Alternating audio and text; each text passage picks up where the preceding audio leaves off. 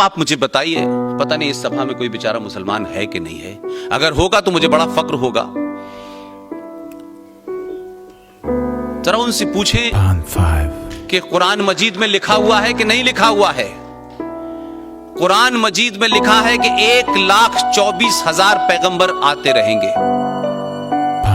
उनकी शक्ल क्या होगी, उनकी भाषा क्या होगी, उनका रूप क्या होगा, उनकी जबान क्या होगी, वो किस इलाके में होंगे, वो दुनिया के किसी इलाके में आएंगे, अलग अलग रूपों में आएंगे और इस धरती पे जो भी अनाचार और अत्याचार हो रहा है, मजहब के नाम पे हो रहा है, कम से कम उसको ठीक करेंगे। मैं भी इस बात को मानता हूं। इसमें कोई बात नहीं है कि अगर कुरान शरीफ में लिखा है तो लिखा होगा। मुझे लगता है ठीक ही बात लिखी होगी, क्योंकि हमने समय समय पे बड़े सारे पैगंबर आते हैं। अब पैगंबर का मतलब ये नहीं होता मेरे भाई कि वो कदूरा लगा के आएगा, छोटे भाई का पजामा बड़े भाई का कुर्ता पहने होगा, गोल टोपी लगाएगा, अल्लाह अल्लाह की बात करेगा, तस्बीह उसके हाथ में होगी। ये नहीं लिखा है उसमें। वो उज़्बेकिस्तान में हो सकता है, वो अज़रबैजान में हो सकता है, वो हिंदुस्तान में भी हो सकता है, और वो आएगा और सच बात कहने के लिए अपने लोगों की गाली भी खाएगा।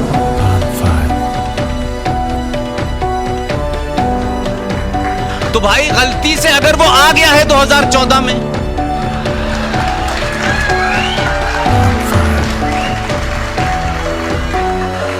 तो आप मुझे बताइए कि कोई दुनिया का ऐसा लीडर होगा कि जो आया तो हो इस बात के लिए, पहचान तो उसकी ये हो कि ये हिंदू लीडर है, ये हिंदुओं का मसीहा है, यही उसकी इमेज है। लेकिन इस सब के बावजूद कि इस देश में 2-2 वोट लेने के लिए लोगों की विचारधाराएं बदल जाती हैं, स्लोगन बदल जाते हैं, लोग मंदिर जाने लगते हैं, लोग मस्जिद से दूरी बना लेते हैं, लोग मंदिर में चले जाते हैं, लेकिन उसके बावजूद भी अब अगर मैं उसको कहूं पैगंबर है तो लोगों को बुरा लग जाएगा। मैं कहता हूं आधुनिक दौर में जरूरी नहीं है कि लोग कुर्ता पजामा पहन के आए, पैंट टाई पहन के भी आएंगे। और हो सकता है कि आपने पजामे का साइज ऊपर कर दिया हो, उसने कुर्ते का साइज आधा कर दिया है,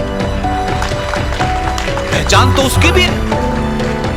और सब लोग पहन रहे हैं। अब सब लोगों को पूरी आस्तीन का कुर्ता अच्छा ही लग रहा, अपनी आधी आस्तीन का अच्छा लग रहा। तो अब आप उसे पैगंबर कह दें, मसीहा कह दें, रिफॉर्मर कह दें, आया तो है। अब उससे हमने कहा धारा 370 हटाओ, उसने कहा वो बाद में हटाऊंगा। पहले मुझे इस देश में 40-50 करोड़ जो मुसलमान हैं, जो मुसल्लत ईमान है, जिनका कंप्लीट ईमान है, कोई बेईमान नहीं है उसमें, सब 100% अल्लाह के मानने वाले हैं, कुरान और हदीस के रास्ते पे चलने वाले हैं, 5 वक्त की नमाज पढ़ते हैं, अल्लाह को याद करते हैं।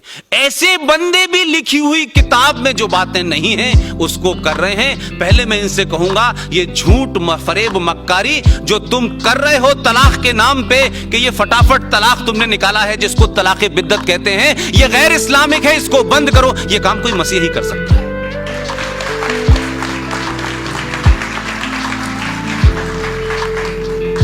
क्योंकि अगर ईमानदार होते और मुसल्लत ईमान होता मुसलमानों का, और कुरान की बात करते, ईमान की बात करते, मोहम्मद साहब का जिक्र करते हैं, तो इनसे पूछो कि पिछले 70 साल से तो मैं नहीं जा रहा।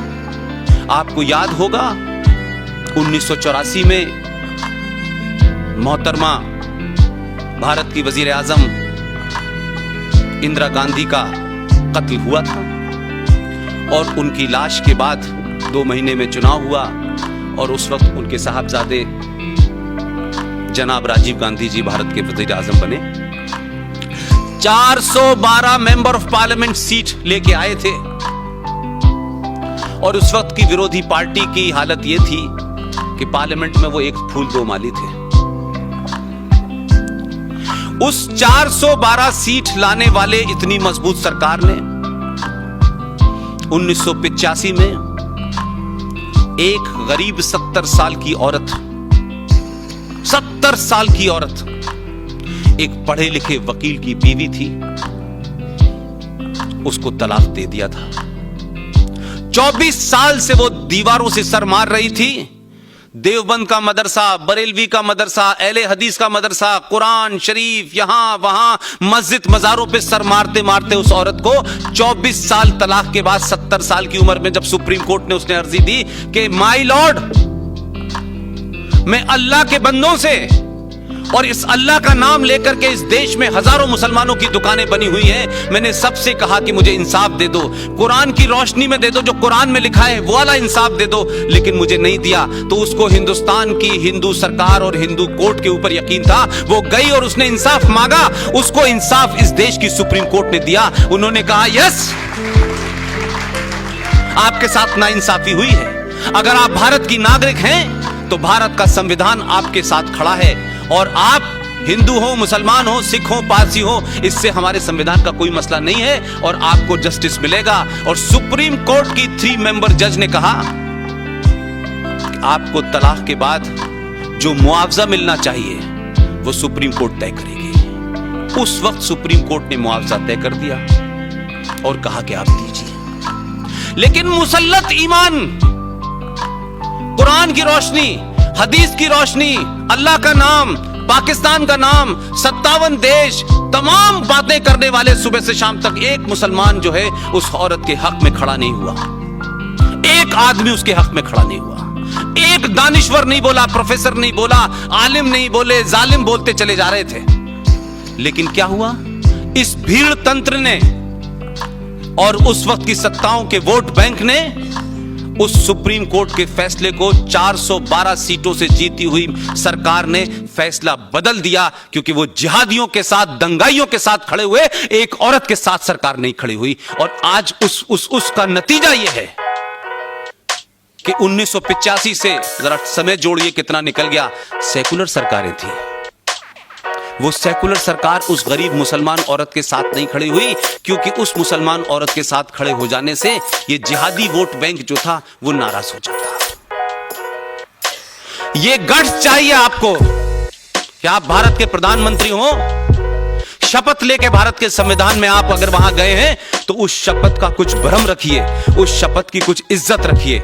इसके बावजूद भी इस सरकार के प्रधान सेवक और प्रधानमंत्री के ऊपर आरोप बहुत लगे हुए हैं, लेकिन उसने कोर्ट की चिंता नहीं की, उसने पार्लियामेंट की चिंता नहीं की।